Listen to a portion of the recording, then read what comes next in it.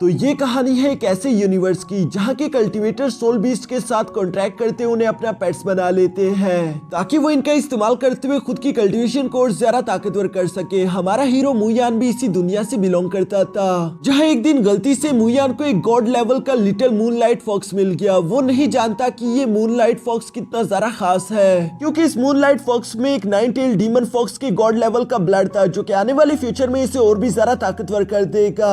तो चलो फिर और ज्यादा वक्त ना जाया करते हुए हमारी इस कहानी को शुरू करते हैं। इस कहानी की शुरुआत आज से कुछ सालों पहले हुई, जहाँ पर एक स्काई ब्लू ड्रैगन ने दुनिया के सबसे ज्यादा ताकतवर बीस्ट के अंडे को चुरा लिया था। उसे पकड़ने के कई सारे लोग कोशिश भी करते हैं। वो सबके सब इस दुनिया के सबसे पावरफुल कल्टीवेटर थे, जिनका अकेले ही ये स्काई ब्लू ड्रैगन मुकाबला कर रहा था। लेकिन कई देर तक खुद को लगातार बचाने के बाद अचानक ही हम देखते हैं कि उन कल्टीवेटर्स ने मिलकर एक थंडर फॉर्मेशन का इस्तेमाल करते हुए स्काई ब्लू ड्रैगन पर अटैक कर दिया था, जिससे टकराकर वो नीचे मौजूद एक आइलैंड पर गिर जाता है। स्काई ब्लू ड्रैगन के पास ये एबिलिटी थी कि वो खुद को किसी भी दूसरे क्रीचर में कन्वर्ट कर सकता है। यहाँ इस वक्त वो एक सिल्क वर्म में ट्रांसफॉर्म हो चुका था, जिसकी वजह से वो कल्टीवेटर ना तो स्काई ब्लू ड्रैगन को पकड़ पाए ना उस अंडे को ढूंढ पाए। ये कहानी इसी तरह से इतिहास में गुम होकर रह गई। इसके बाद हम लोगों को कुछ सालों बाद का सीन दिखाया जाता है, जहाँ पर यांग फैमिली ने चू फैमिली पर अटैक कर दिया था। चू फैमिली ऑलमोस्ट पूरी तरीके से बर्बाद हो चुकी थी। हमारा हीरो मुयान यहाँ पर अपनी फैमिली को बर्बाद होता हुआ देखकर अपने दोस्तों के साथ फौरन जंगल की तरफ भाग गया, क्योंकि मुयान ये बात अच्छे से जानता था कि इस वक्त वो इतना जरा पावरफुल नहीं कि वो अपने इन दुश्मनों को हरा सके। लेकिन दूसरी तरफ यांग फैमिली भी उसका या फिर उसके साथियों का पीछा नहीं छोड़ने वाली थी। वो लोग यहाँ पर अपने सोल बीस्ट का इस्तेमाल करते हुए बारी बारी करके मुयान के सारे साथियों को जान से मार डालते हैं। मुयान और उसके दोस्तों को चारों तरफ से घेर लिया गया था, जहाँ पर सबसे पहले तो यांग फैमिली का यांग जाइडी यहाँ पर मुयान से कहता है कि मुयान, तुम्हारे फादर और तुम्हारे अंकल को तो ऑलरेडी हमने जान से मार डाला, अब तुम भी बिला वजह झटपटाना बंद करो, क्योंकि आज के बाद चू फैमिली का यहाँ पर कोई भी जिक्र नहीं होगा। चू फैमिली पूरी तरीके से खत्म होने वाली है। मुझे इनको तो यहाँ पर यांग जाइडी की बातें सुनकर काफी जरा गुस्सा आ रहा था, लेकिन इस वक्त वो कुछ भी नहीं कर सकता। दूसरी तरफ हम पीछे मिस्टर काउ को देखते हैं, जो कि खुद तो एक डीमन पैलेस का मेंबर था, लेकिन इस वक्त उसने यांग फैमिली के साथ हाथ मिला लिया है ताकि वो चू फैमिली को बर्बाद कर दे। वो भी यहाँ पर मुयान को यही कह रहा था कि तुम तो काफी जरा कमजोर निकले, अभी तक तुम इतने ज्यादा पावरफुल नहीं हुए कि तुम्हारे पास एक सोल पेट आ जाए। लेकिन देखो तो सही, तुमने हम सब लोगों को इतना ज्यादा थका दिया, हम सबको तुम्हें फॉलो करना पड़ा ताकि हम तुम्हें यहाँ जंगल में आकर घेर सके। मुयान उसकी ये सारी बातें सुन रहा था। तभी अचानक हम यहाँ पर देखते हैं कि यांग फैमिली के एक कल्टीवेटर की बॉडी के अंदर से व्हाइट नाइटमेयर बाहर की तरफ निकल आया, जो कि उस कल्टीवेटर की बॉडी को डिस्ट्रॉय कर देता है। साथ ही साथ वो आसपास मौजूद हर एक कल्टीवेटर पर हमला करते हुए उनकी भी सोल को एब्सॉर्ब कर रहा था। दोस्तों, इससे पहले कि आप लोग कंफ्यूज हो जाओ, मैं आप लोगों के लिए सब कुछ पहले से ही आसान कर देता हूँ। ये एक ऐसी दुनिया है जहाँ पर कई तरह के सोल पेट्स होते हैं। अगर हम लोग नाइटमेयर्स को गिने तो वो भी सोल पेट्स में ही आते हैं, लेकिन उन्हें इविल सोल पेट्स कहा जाता है। साथ ही साथ ये नाइटमेयर्स 3 टाइप के होते हैं, एक होता है व्हाइट नाइटमेयर, एक होता है ग्रीन नाइटमेयर और एक होता है ब्लू नाइटमेयर। इन तीनों में सबसे ज्यादा पावरफुल और खतरनाक होता है व्हाइट नाइटमेयर, जो कि इस वक्त यहाँ पर समन हो गया और सब लोगों पर अटैक कर रहा है। इन नाइटमेयर्स की भूख तो कभी भी खत्म नहीं होती। ये कल्टीवेटर्स के साथ जुड़ जाते हैं और उनकी बॉडी से पावर एब्सॉर्ब करते रहते हैं। जब तक वो कल्टीवेटर इन लोगों को पावर देगा तब तक ये उसे जिंदा रखेंगे, लेकिन अगर उन कल्टीवेटर्स की कल्टीवेशन एनर्जी कम पड़ गई तो ये फौरन से उस पर हमला करते उसकी बॉडी को डिस्ट्रॉय कर देते हैं। इसी वजह से नाइटमेयर्स को कोई भी अपनी बॉडी में पालना नहीं चाहता, पर इसकी एक खासियत भी है जिसके बारे में नॉर्मल लोगों को तो नहीं मालूम, लेकिन जो इस दुनिया के पावरफुल कल्टीवेटर है वो जानते हैं कि ये नाइटमेयर कितने जरा खास भी हो सकते हैं, क्योंकि अगर कोई भी वॉरियर सोल मास्टर लेवल में पहुंच गया तब वो कल्टीवेटर आसानी के साथ इन नाइटमेयर्स को भी अपने सोल पेट्स की तरह ट्रेन कर सकता है। अब चलो वापस से कहानी में आते हैं, जहाँ पर वो व्हाइट नाइटमेयर अपने सामने आने वाले हर एक कल्टीवेटर पर हमला करते हुए उनकी सोल एनर्जी को एब्सॉर्ब कर रहा था। पर तभी अचानक वहाँ पर डीमन पैलेस का मास्टर जिया आ गया, जो कि एक फॉर्मेशन का इस्तेमाल करते हुए आसानी के साथ उस व्हाइट नाइटमेयर को कैद कर लेता है। मिस्टर गाओ तो यहाँ पर मास्टर जिया को देखकर फौरन उनके सामने झुक गया और वो कहता है कि मास्टर, आखिर आप यहाँ पर क्या कर रहे हो? जिस पर मास्टर जिया जवाब देते हुए कहता है कि मुझे इस व्हाइट नाइटमेयर की एनर्जी ने यहाँ पर खींच लिया, ये मेरे लिए काफी जरा खास है। पर अफसोस की बात यह है कि इस व्हाइट नाइटमेयर को इतनी ज्यादा सोल पावर नहीं मिली जिससे ये ताकतवर हो सके। मुझे अभी से और ज्यादा ताकतवर करना होगा। जो कहते हुए मास्टर जियान ने उस व्हाइट नाइटमेयर को दोबारा से आजाद कर दिया। वो अपने सामने आने वाले दोबारा से कुछ कल्टीवेटर्स की सोल एनर्जी को एब्सॉर्ब कर चुका। साथ ही साथ वो तेजी के साथ आगे बढ़ते हुए यहाँ मुयान पर भी हमला कर देता है। मुयान तो पहले से ही काफी जरा गुस्से में था, जो कि चिल्लाते हुए अपनी सोल पावर एक्टिवेट करके कहता है कि कमीने, मैं तुम्हें जिंदा नहीं छोड़ूंगा। और ये कहते साथ ही वो सीधा जाकर व्हाइट नाइटमेयर से भिड़ जाता है। ये देखकर तो वहाँ पर मौजूद सब लोग ही काफी ज्यादा सरप्राइज हो गए थे। सबसे ज्यादा हैरानगी तो मास्टर जिया को हो रही थी, क्योंकि कोई भी इतना जरा हिम्मत नहीं रखता कि वो व्हाइट नाइटमेयर से सीधा जाकर भिड़ जाए। उन्हें मुयान काफी ज्यादा इंटरेस्टिंग लगता है, जबकि उसकी सोल पावर भी कमाल की थी। इसलिए हम देखते हैं कि मास्टर जिया ने यहाँ पर अपनी एनर्जी का इस्तेमाल करते हुए इन व्हाइट नाइटमेयर को मुयान की बॉडी में ही समा दिया। वो चाहते थे कि व्हाइट नाइटमेयर मुयान की सारी एनर्जी एब्जॉर्ब करते हुए खुद को ताकतवर कर ले, बाद में वो इस व्हाइट नाइटमेयर को अपने लिए इस्तेमाल कर सकते हैं। यहाँ इसी सोच की वजह से मास्टर जिया ने मिस्टर काउ से कहा कि इस लड़की को नाइटमेयर आइसलैंड ले जाओ और इसे तब तक वहाँ पर जिंदा रखो जब तक ये खुद मर नहीं जाता। एक बार ये लड़का मर जाए उसके बाद व्हाइट नाइटमेयर मेरे पास ले आना। ऐसा हुक्म देने के बाद मास्टर जिया तो वहाँ से चले गए, लेकिन यहाँ पर यंग जाइडी को काफी ज्यादा फिक्र हो रही थी। वो मिस्टर काउ से कहता है कि हमें ऐसा नहीं करना चाहिए, क्योंकि ये चू फैमिली का आखिरी वारिस है, हम इसे जिंदा नहीं छोड़ सकते। जिस पर मिस्टर काउ कहता है कि फिक्र मत करो, व्हाइट नाइटमेयर को कंट्रोल करना किसी आम इंसान के बस की बात नहीं। ये लड़का इतना ज्यादा ताकतवर नहीं कि ये उसे कंट्रोल कर सके, इसलिए ये जल्दी मारा जाएगा। जो सब कहने के बाद मिस्टर काउ मुयान को लेकर नाइटमेयर आइसलैंड ले आते हैं, जहाँ पर और भी कई सारे बच्चों को किडनैप करके लाया जाता था। ये डीमन पैलेस का एक ऐसा आइलैंड था जिसे मिस्टर काउ हैंडल करता है। यहाँ पर दुनिया भर से बच्चों को किडनैप करके लाया जाता था, ताकि ये लोग उनका सोल पैड के साथ कॉन्ट्रैक्ट करवा कर उन्हें ताकतवर कर सके, और इनमें से जो भी ताकतवर डिसाइपल होगा ये उन्हें अपने डीमन पैलेस में शामिल कर लेंगे। फिलहाल तो इन लोगों ने दुनिया भर से कई सारे मासूम बच्चों को किडनैप करके यहाँ पर इकट्ठा किया हुआ था, जिनमें से मुयान भी एक है। और मिस्टर काउ यहाँ पर खून की होली खेलने वाले थे। बेशक वो जानते रहे कि ये सारे के सारे बच्चे यहाँ पर सरवाइव नहीं कर सकते, इसलिए वो मैड वुल्फ्स का इस्तेमाल करते हुए चारों तरफ से इन्हें घिरवा लेता है। इन मैड वुल्फ्स के सामने जो भी बच्चा है इनमें कोई रहम नहीं, ये अपने सामने आने वाले हर एक इंसान की यूं ही जान लेते जा रहे थे। मिस्टर काउ को तो ये सब देखकर बहुत ही मजा आ रहा था, जबकि दूसरी तरफ नीचे मुयान को कुछ समझ नहीं आ रही थी कि आखिर वो क्या करे, क्योंकि इस वक्त उसकी फाइटिंग एबिलिटी इतनी अच्छी नहीं कि वो किसी सोल बीस्ट के साथ फाइट कर सके। तभी अचानक वहाँ पर एक मोटू सा लड़का जिसका नाम जाओ शेंगमू था, वो खुद को बचाने के लिए यहाँ मुयान और एक लड़की को पकड़कर फौरन उन बीस्ट के सामने फेंक चुका, जो देखकर मिस्टर काउ तो काफी ज्यादा खुश हो गए, क्योंकि उन्हें इस मोटू की बेरहमी काफी पसंद आई। वो सोच रहे थे कि ये बड़ा होकर एक अच्छा कल्टिवेटर बन सकता है। जबकि नीचे की तरफ हम देखते हैं कि मैड वुल्फ ने तेजी के साथ आगे की तरफ बढ़ते हुए यहाँ मुयान पर भी अटैक करना शुरू कर दिया, जिसे मुयान साइड पर हटते हुए डॉज कर लेता है। मुयान ने चूंकि वो अटैक डॉज कर लिया था, इसलिए मैड वुल्फ सामने आने वाली उस लड़की टैंग यू पर हमला करने वाले थे।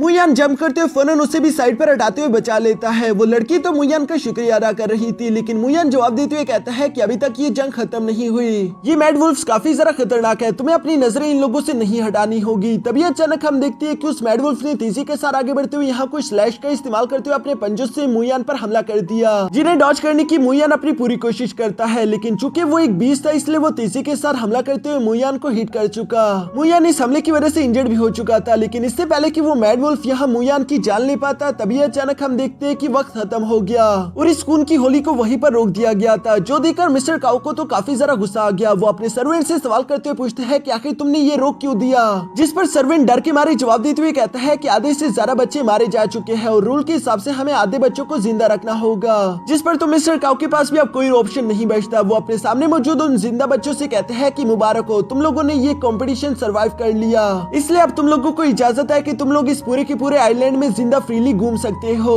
लेकिन ये मत सोचना कि तुम लोगों के पास ज्यादा वक्त है, तुम लोगों के पास है सिर्फ 3 महीने। इन 3 महीनों में तुम लोगों को अपने लिए कुछ सोल पेट्स ढूंढने होंगे, जिन्हें ट्रेन करके तुम्हें ताकतवर करना होगा, क्योंकि 3 महीनों बाद यहाँ पर एक बार फिर से इसी तरह का कंपटीशन होगा। तब तुम में से सिर्फ 10 लोग ही यहाँ से जिंदा निकल पाएंगे, उसके अलावा बाकी के सब मारे जाएंगे। ये सब कहते हुए मिस्टर काउ मन ही मन में खुश हो रहे थे और वो कहते हैं कि मुयान तुम्हारे पास जीने के लिए बस सिर्फ कुछ दिन ही है। दूसरी तरफ मुयान यहाँ इस कंपटीशन के खत्म होने के बाद अपनी फैमिली के आखिरी निशाने को उठाने के लिए जैसे आगे की तरफ बढ़ता है, तभी अचानक हम देखते हैं कि शेंगमू ने उस पर अपना पैर रख दिया और वो यहाँ मुयान पर हंसते हुए कहते हैं कि देखो तो सही, ये तो चू फैमिली का मुयान है, तुम तो काफी ज्यादा नोबल फैमिली से थे, लेकिन देखो तो सही अब तुम भी हमारी तरह यहाँ पर आ चुके हो। जरा बचकर, ऐसा ना हो कि तुम किसी बात पर मुझे गुस्सा दिला दो और मुझे तुम्हारी जान लेनी पड़े।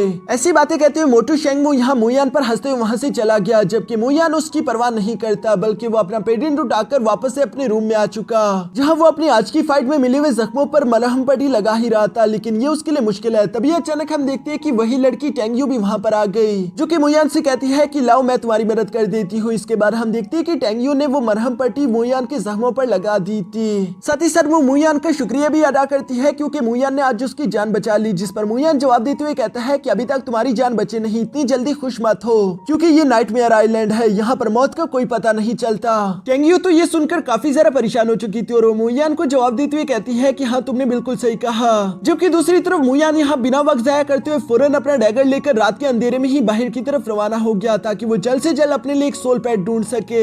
इसके बाद नेक्स्ट डे मॉर्निंग का सीन दिखाया जाता है जहाँ पर मुयान एक सोल क्रिस्टल का इस्तेमाल करते हुए यहाँ सोल पैड बनाने की कोशिश कर रहा था।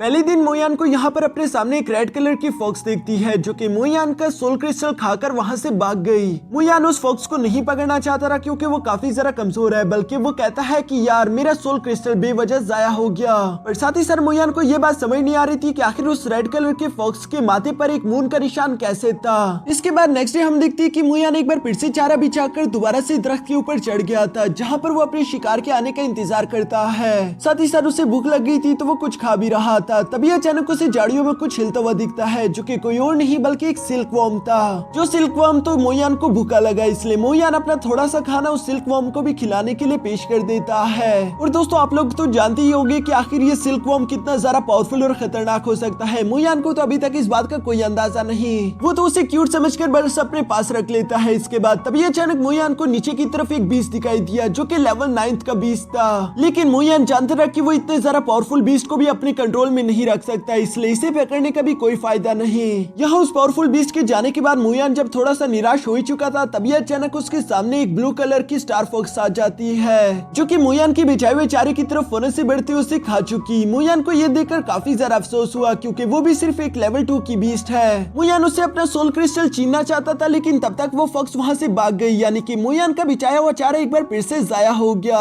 बेचारे मुयान को तो काफी ज्यादा अफसोस हो रहा था क्योंकि ये दूसरी दफा है कि एक फॉक्स उसका खाना चुरा कर भाग रही है। अब ये काम तो यूं रोज होने लगा। इसके बाद नेक्स्ट कुछ दिनों बाद हम देखते हैं कि मुयान एक बार फिर से अपना चारा बिछा कर बैठा हुआ था ताकि वो किसी सोल बीस्ट को पकड़ ले। तभी अचानक वहाँ पर एक क्यूट सी मूनलाइट फॉक्स आ जाती है जो कि मुयान के बिछाए हुए चारे को आकर खा गई। मुयान ये देखकर हैरान होते हुए कहता है कि आखिर इन फॉक्स को मसला क्या है, ये हर बार मेरा ही चारा क्यों खाने आते हैं। साथ ही साथ वो याद करते हुए कहता है कि वैसे इन सब फॉक्स में एक बात तो कॉमन थी, इन सब लोगों के माथे पर एक चांद का निशान बना हुआ था। कहीं ऐसा तो नहीं कि मेरी किस्मत ही चाहती है कि मैं इस फॉक्स को अपना सोल पेट बनाऊं। ये कहने के बाद आखिरकार मुयान ने अपना ट्रैप एक्टिवेट कर दिया जो कि एक विंड टोर्नेडो था। वो तेजी के साथ यहाँ पर उस फॉक्स को नीचे की तरफ खींचने की कोशिश करता है, लेकिन वो मूनलाइट फॉक्स भी कोई आम फॉक्स नहीं थी बल्कि वो उस ट्रैप से बाहर निकलने की कोशिश कर रही थी जिसमें वो ऑलमोस्ट कामयाब भी हो रही है। मुयान भी ये देखकर हैरान होते हुए कहता है कि ये तो एक 3rd लेवल की बीस्ट के लिए बिछाया हुआ ट्रैप था, आखिर तुम इससे कैसे बाहर निकल सकते हो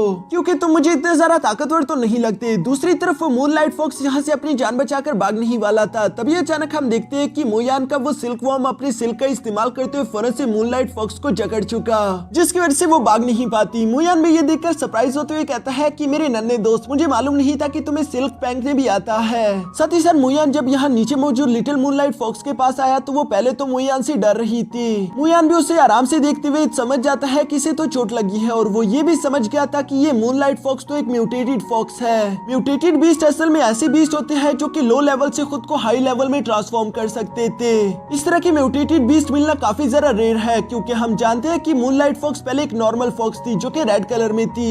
उसके बाद जब उसने सोल क्रिस्टल खाया तो ये खुद को ब्लू स्टार फॉक्स में कन्वर्ट कर चुकी है और अब ये मूनलाइट फॉक्स में बदल चुकी है। ये सब जानकर तो मुयान को काफी जरा अच्छा लगा और उसे एक उम्मीद भी मिल गई कि हो सकता है कि आने वाले फ्यूचर में ये फॉक्स और भी ज्यादा ताकतवर हो जाए। इसलिए मुयान फैसला कर लेता है कि वो इस लिटिल मूनलाइट फॉक्स को अपना सोल पेट बनाएगा। पर इसके लिए उसने जैसे ही फॉर्मेशन एक्टिवेट की दूसरी तरफ मूनलाइट फॉक्स काफी ज्यादा झटपटा रही थी। वो मुयान पर काफी ज्यादा एग्रेसिव हो रही थी जिस पर मुयान उसे शांत कराते हुए कहता है कि मेरी छोटे दोस्त प्लीज शांत हो जाओ, मैं तुम्हें चोट नहीं पहुंचाने वाला। ये कहते हुए मुयान उसे टच करने की भी कोशिश करता है जहाँ पर मूनलाइट फॉक्स ने तो गुस्से के साथ उसके हाथ पर चक्की काट ली थी। मुयान का हाथ थोड़ा सा इंजर्ड भी हो गया। दूसरी तरफ मुयान उसे शांत कराते हुए कहता है कि मेरे नन्हे दोस्त मेरी बातों को समझने की कोशिश करो, तुम अभी के लिए काफी ज्यादा कमजोर हो और इस खतरनाक आइलैंड पर सरवाइव करना तुम्हारे लिए काफी ज्यादा मुश्किल होगा, बिल्कुल मेरी तरह। अगर हम दोनों अकेले अकेले सरवाइव करते रहे तो हम दोनों ही मारे जाएंगे, इसलिए मुझे तुम्हारा साथ चाहिए। अगर तुम मेरा साथ देने के लिए तैयार हो जाओ तो मैं तुमसे वादा करता हूँ कि हम दोनों ही इस आइलैंड से बाहर चले जाएंगे। मूनलाइट फॉक्स तो यहाँ पर मुयान की ये अच्छाई देखकर थोड़ा सा शांत हो गई थी और उसने अब झटपटाना बंद कर दिया। मुयान भी उससे सिल्क से आजाद करते हुए कहता है कि अगर तुम मेरा साथ देने के लिए तैयार हो जाओ तो आज के बाद हमें कभी भी अकेले फाइट नहीं करनी होगी। मूनलाइट फॉक्स भी यहाँ पर काफी अच्छे से रिएक्ट करती है, यानी कि वो मुयान की सोल पेट बनने के लिए तैयार हो चुकी थी। इसलिए हम देखते हैं कि मुयान ने एक बार फिर से अपने फॉर्मेशन को एक्टिवेट कर दिया और यहाँ पर इन दोनों के दरमियान कॉन्ट्रैक्ट हो चुका है। मुयान तो ये देखकर काफी ज्यादा खुश हो गया और वो इस मूनलाइट फॉक्स को काफी अच्छे से प्यार भी करता है। साथ ही साथ वो कहता है कि वैसे मुझे तुम्हारा कोई नाम रखना चाहिए, तुम काफी जरा बहादुर हो और तुम्हारी आंखों की ये प्यारी चमक, मुझे लगता है कि मुझे तुम्हारा नाम मूजी रखना चाहिए। मूजी नाम तो मूनलाइट फॉक्स को भी काफी जरा पसंद आया और ये दोनों इसी तरह खुशी खुशी वहाँ से रवाना हो गए। इसके बाद हम लोगों को अगले कुछ दिनों की कहानी के बारे में बताया जाता है, जहाँ मुयान के पास जितने भी सोल क्रिस्टल थे वो उसने मूजी को खिला दिए, जिसकी वजह से मूजी भी धीरे धीरे करके स्ट्रॉन्ग होते हुए एक लेवल 6 की सोल बीस्ट बन गई। मुयान जितना हो सके मूजी के बारे में समझने की कोशिश करता है, क्योंकि आगे आने वाली फाइट में अगर मुयान को मूजी की सारी एबिलिटीज के बारे में मालूम होगा तभी वो उस फाइट को जीत सकता था। इसी बारे में मूजी पर मुयान ने एक बुक भी लिखी थी जिसमें वो उसकी सारी एबिलिटीज को एक्सप्लेन करता है। यहाँ पर एक रात घूमते हुए अचानक मुयान को एक एलेक्सर दिखाई दिया, जिसे इससे पहले कि मुयान हासिल कर पाता तभी अचानक वहाँ पर बदकिस्मती से मोटू शेंगमू आ गया था, जो खुद भी उस एलेक्सर को लेने की फिराक में था। इसलिए वो यहाँ पर मुयान को देखकर कहता है कि तुम तो वही चूग फैमिली के कीड़े हो, आखिर तुम्हारी हिम्मत कैसे हुई मेरे सामने आने की, वो भी इस तरह का बेकार सोल पेट लेकर। क्या तुम्हें दिखाई नहीं दे रहा कि मेरे पास मैड वुल्फ है, जो कि एक लेवल 8 का एग्रेसिव सोल पेट हो सकता है। मुयान को अभी इस बात की जरा परवाह नहीं थी। वो सोच रहा था कि अगर अभी मैंने शेंगमू को नहीं हराया तो आने वाले कंपटीशन में तो वो वैसे भी हमारी हालत खराब कर देगा, इसलिए उसे रिस्क लेना ही था। वो कॉन्फिडेंट होते हुए शेंगमू से कहता है कि अगर तुम्हें अपनी जान प्यारी है तो यहाँ से चले जाओ, लेकिन शेंगमू को उसका ये एटीट्यूड बिल्कुल भी पसंद नहीं आता, बल्कि उल्टा वो अपने मैड वुल्फ को हुक्म देते हुए यहाँ मूजी पर अटैक करवाना शुरू कर देता है, जहाँ मूजी उसके हर एक हमले से खुद को बचाते हुए उसे डॉज कर रही थी। मुयान यहाँ पर मूजी को हुक्म देते हुए कहता है कि फौरन अपने शैडो टेलीपोर्टेशन टेक्निक का इस्तेमाल करो, जो सुनकर मूजी ने इस टेक्निक का इस्तेमाल करना शुरू कर दिया और वो इस टेक्निक की वजह से टेलीपोर्ट होकर हर एक हमले को डॉज करते हुए साइड पर हट जाती है। ये देखकर शेंगमू हंसते हुए कहता है कि तुम लोगों को सिर्फ डॉज करने के अलावा लगता है कुछ नहीं आता, वैसे भी ये एक छोटी सी फॉक्स है, इसके पंजे मेरी मैड वुल्फ का क्या बिगाड़ सकते हैं, क्योंकि मेरी मैड वुल्फ का डिफेंस बहुत ज्यादा स्ट्रॉन्ग है। जो सुनकर मुयान जवाब देते हुए कहता है कि अच्छा, यानी कि तुम अपने मैड वुल्फ की चिल्लाने की आवाजें सुनना चाहते हो। ये कहते साथ ही उसने मूजी को हुक्म दे दिया कि जाओ और अटैक करो। मूजी भी मुयान की ये बात सुनकर फौरन तेजी के साथ टेलीपोर्ट होते हुए मैड वुल्फ के ऊपर आ गई, जहाँ पर वो अपने पंजे का इस्तेमाल करते हुए उसे काफी बुरी चोट लगा देती है। इस अटैक की वजह से मैड वुल्फ को काफी ज्यादा दर्द हुआ, जबकि शेंगमू भी हैरान होते हुए कहता है कि मेरा मैड वुल्फ तो एक लेवल 6 का बीस्ट है, आखिर ये मामूली फॉक्स मेरी मैड वुल्फ को अपने पंजों से घायल कैसे कर सकती है। ये सब कहते हुए शेंगमू को भी अब काफी ज्यादा गुस्सा आ गया था। वो अपने मैड वुल्फ को एक बार फिर से मूजी पर अटैक करने के लिए आगे की तरफ भेज देता है, जहाँ पर मूजी ने एक बार फिर से अपने क्लॉ टेक्निक का इस्तेमाल करते हुए उसे हिट करके पीछे हटा दिया। शेंगमू को कुछ भी समझ नहीं आ रहा, इसलिए मुयान यहाँ पर हंसते हुए मूजी से कहता है कि चलो इन्हें अपनी रियल आइडेंटिटी दिखाओ, जो सुनकर मूजी अपने रियल फॉर्म में आ गई। मूजी को इस फॉर्म में देखकर तो शेंगमू काफी ज्यादा सरप्राइज हो गया। वो कहता है कि ये तो एक लेवल 9 की मूनलाइट फॉक्स है, आखिर इस मुयान को इस तरह की बीस्ट मिली कहाँ से। मुझे अभी के अभी इस मुयान का किस्सा यहीं पर खत्म करना होगा, वरना आने वाली कंपटीशन में ये मुझे सब लोगों के सामने बेइज्जत कर देगा। ये सब कहते हुए शेंगमू गुस्सा होकर अपने बीस्ट को आगे की तरफ भेजते हुए यहाँ मूजी पर अटैक करवाना शुरू कर देता है, जहाँ पर मूजी लगातार अपने शैडो टेलीपोर्टेशन टेक्निक का इस्तेमाल कर रही थी, जिसकी वजह से तो उसे एक भी अटैक हिट नहीं हो पा रहा था। ये सब देखकर शेंगमू गुस्सा होते हुए अपने मैड वुल्फ से कहता है कि अपना ब्लड लस्ट एक्टिवेट कर लो, जो सुनकर अचानक यहाँ मैड वुल्फ की बॉडी से काफी ज्यादा एनर्जी अनलीश होना शुरू हो गई थी, जिसे देखकर तो मुयान भी कहता है कि ये बिल्कुल अच्छा नहीं हुआ। मैड वुल्फ अपने ब्लड लस्ट को एक्टिवेट करने के बाद काफी ज्यादा खतरनाक हो जाते हैं। अब मूजी को जरा और ज्यादा संभल कर रहना होगा।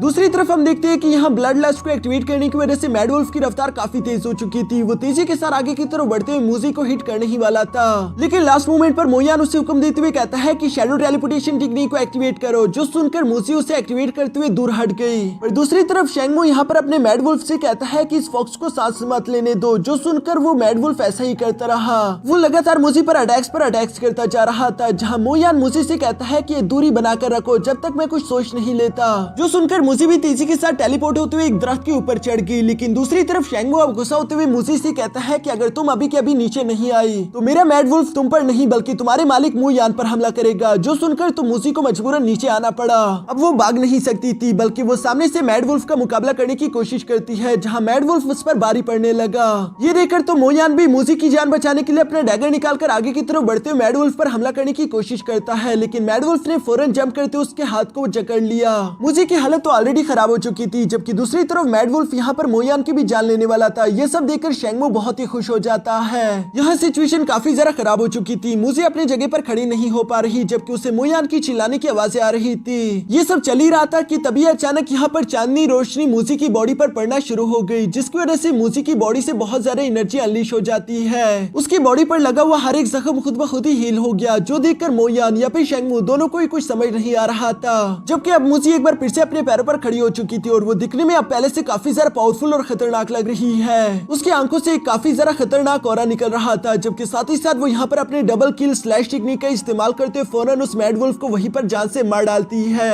यहाँ चूंकि शेंगमू का सोल पपेट मारा गया, इसलिए उसकी कल्टीवेशन काफी ज्यादा कमजोर हो चुकी थी। और जैसा कि दोस्तों मैंने आप लोगों को बता दिया था कि अगर किसी भी इंसान की बॉडी में एक नाइटमेयर हो और उस आदमी की कल्टीवेशन कमजोर हो जाए तो वो नाइटमेयर उसकी बॉडी को पूरी तरीके से डिस्ट्रॉय कर देता है।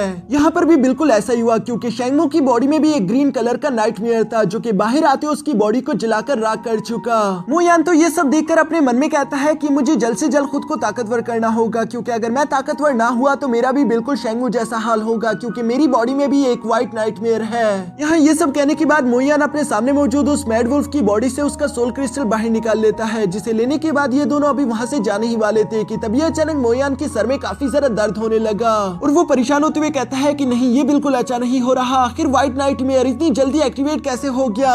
इस नाइटमेयर एक्टिवेशन की वजह से मोयान को तो काफी ज्यादा तकलीफ हो रही थी। साथ ही साथ मूसी चूंकि अब मोयान से कनेक्टेड है, इसलिए वो भी दर्द में है। जबकि दूसरी तरफ व्हाइट नाइटमेयर यहाँ मोयान की बॉडी से बाहर आकर उसकी सोल पावर को एब्जॉर्ब कर रहा था, जो देखकर मोयान चिल्लाते हुए कहता है कि कमीने नाइटमेयर, क्या तू बेवकूफ है? तुझे समझ क्यों नहीं आ रही? अगर तू मुझे कल्टीवेशन ही नहीं करने देगा तो मैं तुझे सोल पावर्स कैसे खिलाऊंगा? जिस पर उस व्हाइट नाइटमेयर को तो कोई फर्क नहीं पड़ता और वो लगातार यहाँ पर मोयान की सोल पावर एब्सॉर्ब करता रहा। जैसे उसकी भूख मिट गई, वो वापस से मोयान की बॉडी के अंदर चला जाता है। मोयान भी वापस से होश संभालते हुए कहता है कि इस कमीने ने तो मेरी 80% सोल पावर को एब्सॉर्ब कर लिया, मुझे जल्द से जल्द खुद को रिकवर करना होगा। दूसरी तरफ मूसी को भी यहाँ मोयान दर्द में देखकर फौरन उसके पास चला जाता है, क्योंकि पिछली फाइट में उसे थोड़ी बहुत इंजरीज हो चुकी थी। मोयान यहाँ पर मूसी के जख्मों पर मरहम लगाने के बाद उसे वापस से सोल सी के अंदर भेज देता है ताकि वो रेस्ट कर सके, जबकि वो खुद भी अपने घर की तरफ रवाना हो गया। नेक्स्ट डे हम यहाँ पर देखते हैं कि मिस्टर काउ का सर्वेंट फौरन भागता भागता उनके पास आकर उन्हें बताता है कि हमें जंगल में शेंगमू की लाश मिली है। जो जानकर तो मिस्टर काउ को काफी जरा गुस्सा आ गया था, क्योंकि उसे शेंगमू काफी पसंद आया था। उसे लगता था कि शेंगमू में टैलेंट है। वो अपने सर्वेंट को डांटते हुए कहता है कि आखिर शेंगमू को किसने जान से मारा, जिस पर सर्वेंट जवाब देते हुए कहता है कि कल तो सब लोग अपने कैंप्स में थे, मैं नहीं जानता कि आखिर उसके साथ ये सब किसने किया होगा। मिस्टर काउ यहाँ पर हुक्म देते हुए कहता है कि ठीक है, सब बच्चों को एक जगह पर इकट्ठा करो। जो सुनकर वो सर्वेंट ऐसा ही करने के लिए वहाँ से रवाना हो गया, जबकि मिस्टर काउ अपने मन में कह रहा था कि बहुत अफसोस की बात है, मुझे शेंगमू में टैलेंट दिखा था, मुझे लगा था कि अगर मैं उसे डीमन पैलेस भेज दूं तो शायद मुझे कुछ इनामात मिलेंगे, लेकिन अब मेरे सारा किया किराया दरिया रह गया। दूसरी तरफ सब बच्चों को इकट्ठा करने के बाद मिस्टर काउ उन लोगों से सवाल करते हुए पूछता है कि बताओ आखिर कल रात शेंगमू को किसने जान से मारा। जो सुनकर तो सब लोग आपस में बातें करते हुए कहते हैं कि शेंगमू के पास तो एक लेवल 8 का मैड वुल्फ था ना, फिर आखिर उसे कौन जान से मार सकता है। जबकि मिस टेंगियो तो मुयान की रूममेट है, इसलिए वो समझ गई थी कि जरूर ये मुयान नहीं किया होगा, क्योंकि कल रात वो जख्मी हालत में रूम में आया था। दूसरी तरफ मिस्टर काउ को चूंकि इतना जरा गुस्सा था, इसलिए वो यहाँ पर इन लोगों को माफ नहीं करता, बल्कि वो इनसे कहता है चूंकि तुम लोगों ने यहाँ के रूल्स तोड़े और मेरी इजाजत के बगैर एक दूसरे की जान ली, इसलिए तुम लोगों का कल के कल ही कंपटीशन होगा, जिसमें से सिर्फ 10 लोग ही सर्वाइव कर सकते हैं, बाकी तुम लोग आपस में एक दूसरे के साथ फाइट करते हुए एक दूसरे की जान लोगे। ये सुनकर मोयान थोड़ा सा परेशान हो गया था, क्योंकि मूसी अभी बुरी कंडीशन में है, उसकी पुरानी इंजरीज भी अभी तक हील नहीं हुई। इसके बाद हम लोगों को रात का सीन दिखाया जाता है, जहाँ मोयान शांति के साथ सो रहा था। टेंगिया धीरे धीरे से मोयान के पास आने की कोशिश करती है, तभी अचानक मोयान फौरन से जाग गया। जहाँ इससे पहले कि वो टेंगिया पर हमला कर पाता, टेंगिया कहती है कि रुक जाओ, ये मैं हूँ, मुझे पढ़ाई करने के लिए सोल बीस्ट की बुक चाहिए थी। जो सुनकर मोयान वो बुक लेकर यहाँ टेंगिया को दे देता है। दूसरी तरफ टेंगिया मोयान से कहती है कि तुम काफी जरा डरावने हो, जिस पर मोयान जवाब देते हुए कहता है कि तुम ही बताओ आखिर इस आइलैंड में ऐसी क्या चीज है जो कि डरावनी नहीं। यहाँ पर हम सब लोग ही एक दूसरे की जान लेने के लिए आए हुए हैं, तुम्हें होशियार और ताकतवर होना ही होगा, तभी तुम यहाँ पर सरवाइव कर सकती हो। जिस पर टेंगिया यहाँ पर मोयान से कहती है कि मुझे मालूम है कि तुमने ही शेंगमू को जान से मारा है और वो काफी जरा ताकतवर भी था, लेकिन शेंगमू से भी जरा 2 ताकतवर और इंसान है, जिनमें से पहला है फेंगू और दूसरा है जी किंग। अब चूंकि शेंगमू तुम्हारे रास्ते से हट चुका है तो तुम्हारे अगले दोनों टारगेट यही होने चाहिए, वरना ये तुम्हें हराकर आगे निकलने की कोशिश करेंगे। जिस पर मोयान जवाब देते हुए कहता है कि रात काफी हो गई और कल के दिन हमें फाइट भी करनी है, इसलिए शांति के साथ सो जाओ। इसके बाद हम लोगों को नेक्स्ट डे यहाँ कंपटीशन वाला दिन दिखाया जाता है, जहाँ पर होस्ट इन लोगों को कंपटीशन के रूल समझा रहा था। वो बताता है कि तुम टोटल 40 लोग हो, हमने 40 को 2 ग्रुप्स में डिवाइड कर दिया, 20-20 लोग हर एक ग्रुप में, जिसका मतलब ये है कि तुम में से हर एक 2 डिसाइपल को आपस में फाइट करनी होगी और तुम 20 में से सिर्फ 10 ही जीत कर आगे आएंगे। ऐसा करने की वजह से दोनों ही ग्रुप से 10-10 मेंबर जीत कर आगे आएंगे और उन 10-10 जीते हुए मेंबर्स की आपस में फाइट कराई जाएगी। जिन 20 में से जो भी 10 क्वालिफाई करेंगे वही होंगे सर्वाइवर्स और बाकी सब यहाँ पर जान से मारे जाएंगे। जाएंगे। ये सुनकर मोयान परेशान होते हुए अपने मन में कहता है कि मूसी की कंडीशन पहले ही ठीक नहीं और मुझे यहाँ पर 2 फाइट्स लड़नी होगी, दोनों को जीतना भी होगा। मैं कोशिश करूंगा कि मूसी को ज्यादा फाइट ना करने दूं। दूसरी तरफ मिस्टर काओ भी यहाँ पर मौजूद इन बच्चों को और ज्यादा डराते हुए कहता है कि ये तुम लोगों के पास सरवाइव करने का आखिरी मौका होगा, इसलिए अपने दुश्मन पर रहम मत करना, अगर हो सके तो उसके टुकड़े टुकड़े कर देना, तभी तुम लोग जिंदा रह पाओगे। जो सारी बातें सुनकर बहुत सारे बच्चे तो सहम गए थे, जबकि एक बच्चा बेकाबू होते हुए कहता है कि मुझसे यह नहीं होगा, मैं यहाँ से जाना चाहता हूँ। ये कहते हुए वो बच्चा डर के मारे यहाँ से भागना चाहता था, लेकिन तभी अचानक मिस्टर काओ ने अपने फेयर वुल्फ को बाहर निकाल लिया, जो कि तेजी के साथ जाते हुए उस बच्चे की जान ले लेता है। ये फेयर वुल्फ दिखने में काफी ज्यादा खतरनाक लग रहा था, जिसे देखकर तो बाकी बच्चे काफी ज्यादा घबरा चुके थे। उन्हें एक बात तो समझ आ चुकी थी कि यहाँ पर फाइट करके जीतने के अलावा हम लोगों के पास दूसरा कोई रास्ता नहीं। यहाँ पर मौजूद आधे बच्चे तो डरे हुए थे और आधों को गुस्सा रहा था, लेकिन एक था जिसका नाम है जी किंग, वो बिल्कुल पागलों की तरह एक्ट कर रहा है। वो अपने डैगर के साथ खेलते हुए कहता है कि ये बिल्कुल अच्छे नहीं हुआ। दूसरी तरफ मिस्टर काओ बाकी के सब बच्चों से कहता है कि अगर तुम में से किसी ने भी भागने की कोशिश की तो तुम्हारा हाल भी बिल्कुल ऐसा ही होगा। जबकि साथ ही साथ वो जी किंग से कहते हैं कि तुम्हें जिस डिसाइपल के साथ फाइट करनी थी वो तो मारा गया, इसका मतलब तुम पहली फाइट को बिना लड़े ही जीत गए। लेकिन जी किंग को ये बात बिल्कुल भी अच्छी नहीं लगती। वो उदास होते हुए कहता है कि ये अच्छा नहीं हुआ, उस लड़के को मेरे हाथ से मरना चाहिए था, बजाय कि उस डेविल के हाथ से वो मर गया। अगर मैं उसका गला काटता तो यकीनन वो ज्यादा खुश होता। मोयान ये बात समझ गया था कि जी किंग एक पूरी तरीके से साइकोपाथ है। दूसरी तरफ हम देखते हैं कि मिस्टर काओ ने यहाँ पर बाकी के कंपटीशन को शुरू करवा दिया, जहाँ पर 1 वर्सेस 1 की फाइट होने लगी। इस कंपटीशन के दौरान हमें और भी कई तरह के सोल बीस्ट को देखने को मिला, जबकि आखिरकार हम देखते हैं कि यहाँ पर मोयान की फाइट का वक्त भी आ चुका था, जिसकी फाइट एक लड़की के साथ होने वाली है। इस फाइट के दौरान वो लड़की मोयान से कह रही थी कि मैंने तुम्हारे बारे में काफी कुछ सुन रखा है, लेकिन आज देखना होगा कि तुम सच में उतने ताकतवर हो भी या नहीं। ये सब कहते हुए वो लड़की यहाँ पर मोयान के साथ चालाकी करते हुए अपने पास से एक पॉइजनियस हर्ब निकाल चुकी थी। इससे पहले कि वो उससे मोयान पर थ्रो कर पाती, मोयान ने फौरन अपने डैगर को निकालते हुए तेजी के साथ उस लड़की के हाथ पर थ्रो कर दिया, जिसकी वजह से उस पॉइजनियस हर्ब का जितना भी पॉइजन था वो उस लड़की के हाथ में चला जाता है और इस लड़की की यहीं पर मौत हो गई। मिस्टर काओ भी काफी ज्यादा एक्साइटमेंट के साथ ये मैच देख रहा था, क्योंकि मोयान को तो जरा सी भी मेहनत नहीं करनी पड़ी अपने फर्स्ट राउंड को जीतने के लिए। बाकी के सब लोग भी आपस में बातें करते हुए कहते हैं कि मोयान तो वाकई में काफी ज्यादा शातिर निकला, वो पहले से ही नजर रखे हुए था कि वो लड़की क्या कर रही है। अगर इस लड़की ने अपने पॉइजनियस हर्ब का इस्तेमाल कर लिया होता तो उसके बाद मोयान का हारना तय था, लेकिन मोयान ने अपनी समझदारी का मुजाहिरा करते हुए पहले ही उस लड़की को उसी की जाल में फंसा दिया। दूसरी तरफ मिस्टर काओ तो मोयान को मरवाना चाहता है, इसलिए वो अपने सर्वेंट को बुलाकर उसके कान में बोलता है कि मोयान की अगली फाइट जी किंग के साथ करवा दो, क्योंकि जी किंग काफी ज्यादा खतरनाक है और जी किंग मोयान को जान से मार डालेगा। असल में मिस्टर काओ ने यांग फैमिली से कुछ पैसे लिए थे कि वो मोयान की जान लेगा, जिसके लिए वो ये सब करने का सोचता है। दूसरी तरफ सर्वेंट ने भी मिस्टर काओ की बात मानते हुए बिल्कुल ऐसा ही किया, उसने अगली फाइट मोयान की यहाँ पर जी किंग के साथ फिक्स करा दी। इसके बाद हम देखते हैं कि दूसरी तरफ कंपटीशन आगे की तरफ बढ़ता रहा और यहाँ पर बारी बारी करके कई सारे डिसाइपल्स जान से मारे गए। देखते ही देखते कई सारे कॉम्पिटिशन्स के बाद आखिरकार यहाँ पर टोटल 11 ही बच्चे जिंदा बचे थे, लेकिन जैसा कि अब हमें मालूम है कि एक और इंसान को भी मरना होगा। सिर्फ 10 लोग ही यहाँ से सरवाइव करके जिंदा निकल सकते हैं और ये आखिरी फाइट किसी और की नहीं बल्कि मोयान और जी किंग के होने वाली थी। जिन दोनों में से जो भी मरेगा उसके बाद बाकी के 10 के 10 वॉरियर यहाँ से सरवाइव करके निकल सकते हैं। जी किंग को तो खुद पर कुछ जरा ही भरोसा था। वो यहाँ मोयान पर हंसते हुए कहता है कि तुम तो वही नाइटमेयर वाले लड़के हो ना, जिसके पास एक लेवल 6 मूनलाइट फॉक्स भी है। लगता है कि तुम्हारे जीने का वक्त पूरा हो चुका है। मोयान भी अपने मन में सीरियस होते हुए सोच रहा था कि मुझे इस फाइट को हर हाल में जीतना ही होगा। दूसरी तरफ हम देखते हैं कि मिस्टर काओ ने भी लाइफ एंड डेथ की इस फाइनल राउंड को शुरू करवा दिया, जो सुनते साथ ही मोयान और जी किंग दोनों ही अपने सोल पैड्स को बाहर निकाल चुके।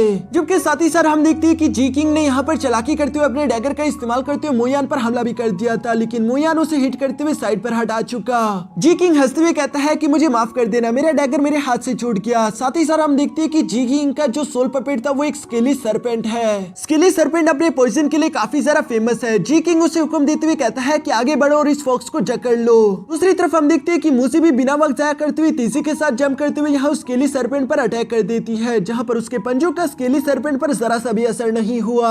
स्केली सरपेंट उल्टा उसे फॉलो करते हुए उसके आसपास गोल गोल घूमते उसे जकड़ने की कोशिश करने वाला था, जो देखकर मोयान यहाँ मूसी को जंप करने के लिए बोलता है। मूसी भी बिल्कुल ऐसा ही करते हुए आखिरकार अपनी जान बचाते हुए बाहर की तरफ आ गई, लेकिन दूसरी तरफ जी किंग हंसते हुए कहता है कि तुम्हें सच में लगता है कि ये मामूली सी फॉक्स मेरे सरपेंट को हरा पाएगी, जिस पर तो मोयान कोई जवाब नहीं देता। दूसरी तरफ हम देखते हैं कि जी किंग ने अपने सरपेंट को पॉइजन थ्रो करने का हुक्म दे दिया था और वो लगातार यहाँ मूसी पर पॉइजन थ्रो कर रहा था, जिसमें से थोड़ा सा पॉइजन मूसी की टेल पर लग भी जाता है। मोयान ये देखकर अपने मन में परेशान होते हुए कहता है कि ये बिल्कुल अच्छा नहीं हो रहा, क्योंकि सरपेंट का पॉइजन काफी ज्यादा डेंजरस है। दूसरी तरफ हम देखते हैं कि मूजी एक बार फिर से खुद को रेडी कर लेती है, जहाँ पर मोयान ने उसे सीक्रेट अटैक चलने के लिए बोल दिया था। मूजी अपने सीक्रेट अटैक का इस्तेमाल करते हुए तेजी के साथ सरपेंट की तरफ बढ़ना शुरू हो गई, जहाँ पर वो अपने शैडो टेलीपोर्टेशन टेक्निक का इस्तेमाल करते हुए फौरन से सरपेंट के पीछे आ जाती है, और पीछे आने के बाद वो फौरन से अपने क्लॉ टेक्निक का इस्तेमाल करते हुए सरपेंट पर हमला भी कर देती है। लेकिन यहाँ पर उस क्लॉ के अटैक का कोई भी सरपेंट पर असर नहीं हुआ, जो देखकर जी किंग हंसते हुए कहता है कि तुम लोगों की इस मामूली ट्रिक का मेरी स्केली सरपेंट पर असर नहीं होने वाला, क्योंकि उसकी स्किन बहुत ज्यादा स्ट्रॉन्ग है। नीचे की तरफ अरीना में हम देखते हैं कि वो स्केली सरपेंट लगातार मूजी पर अटैक्स करने की कोशिश कर रहा था, जिन्हें मूजी साइड पर हटते हुए डॉज करती है। मोयान परेशान होते हुए अपने मन में सोच रहा था कि आखिर हम इसको कैसे हराए।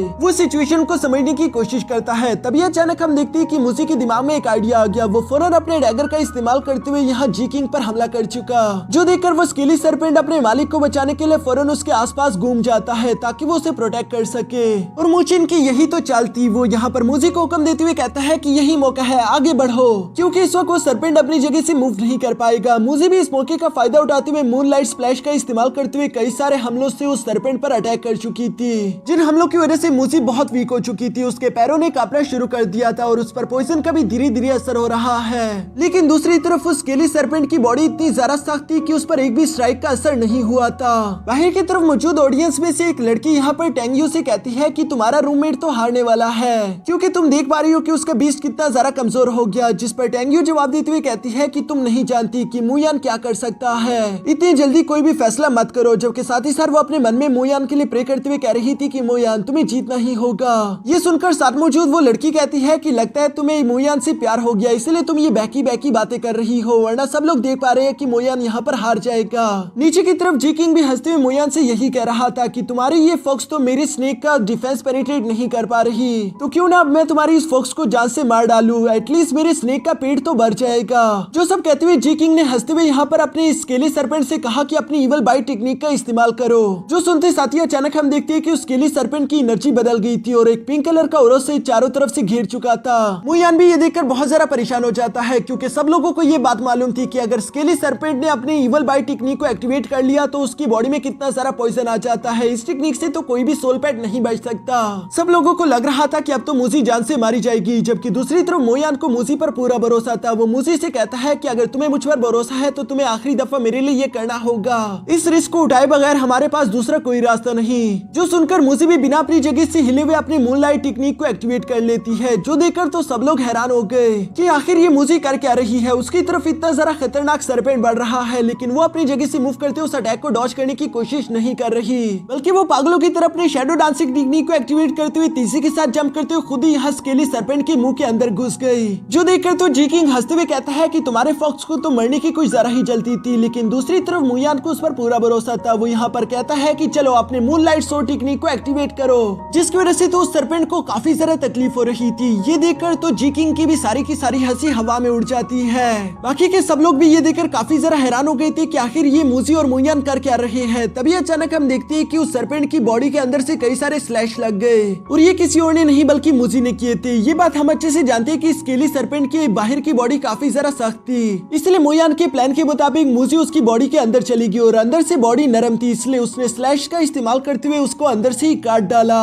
ऐसा करने के बाद वो आसानी के साथ उस सरपेंट को जान से मारकर कूल तरीके से निकलकर बाहर आ जाती है, जो देखकर तो सब लोगों की आंखें पटी की पटी ही रह गई।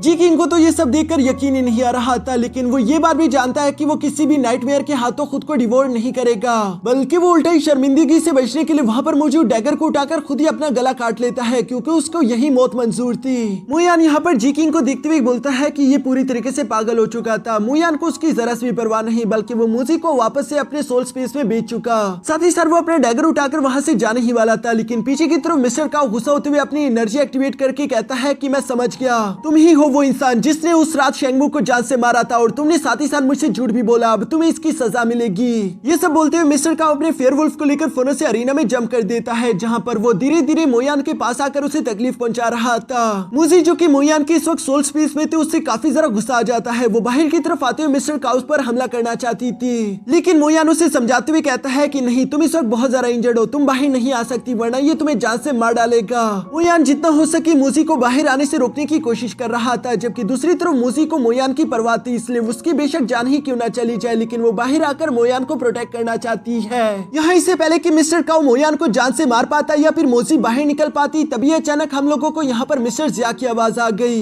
जो कि मिस्टर काओ को याद दिलाते हुए कहता है कि फिलहाल इस लड़की की बॉडी में मेरा व्हाइट नाइटमेयर है और तुम इस वक्त इस लड़के को जान से नहीं मार सकते, क्योंकि मेरी व्हाइट नाइटमेयर को होल्ड करना किसी की भी बस की बात नहीं और ये लड़का उसे कुछ वक्त और अपने पास रखकर और ज्यादा ताकतवर कर सकता है। मास्टर जिया के हुक्म की वजह से मिस्टर काओ को मजबूरन मोयान को जिंदा छोड़ना पड़ा। साथ ही साथ वो यहाँ पर कहता है कि मोयान का रूममेट कौन है, इसे लेकर यहाँ से चले जाओ। जो सुनकर तो टेंगिया फौरन आगे की तरफ बढ़ते हुए मोयान को अपने कंधे पर लेकर वहाँ से रवाना कर लेती है, लेकिन मोयान जाने से पहले काफी जरा गुस्से में था। इसके बाद हम लोगों को यहाँ रात का सीन दिखाया जाता है, जहाँ मोयान मोजी के साथ बातें करते हुए कह रहा था कि मैं जल्दी इस आइलैंड से बाहर निकलने का रास्ता ढूंढ लूंगा।